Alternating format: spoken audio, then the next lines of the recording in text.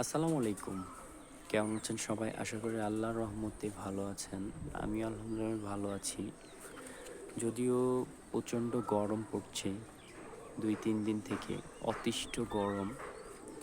এই রোদের কারণে আমেরটা দেখতে পাচ্ছেন এই যে হলুদ ভাব চলে এসেছে। হয়তোবা এই মাসের শেষের দিকে পেকে যাবে।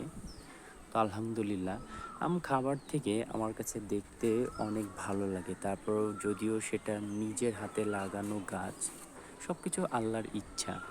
আপনারাও আপনাদের বাসায় যদি জায়গা না থাকে তাহলে ছাদে বিভিন্ন ধরনের গাছ লাগিয়ে বাগান করতে পারবেন। কারণ এই গাছগুলো এমন, যখন আপনার মন খারাপ থাকবে আপনি আসবেন সেই গাছগুলোর কাছে এবং তাদের ফল দেখবেন। তাদেরকে দেখে আপনার মনটা অনেক ভালো হয়ে যাবে।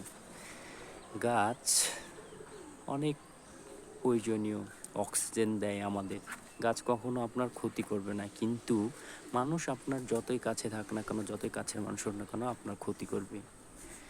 গাছ পরিবেশ বান্ধব, গাছ অক্সিজেন দেয়, চিরসবুজ, অনেক সুন্দর। আলহামদুলিল্লাহ।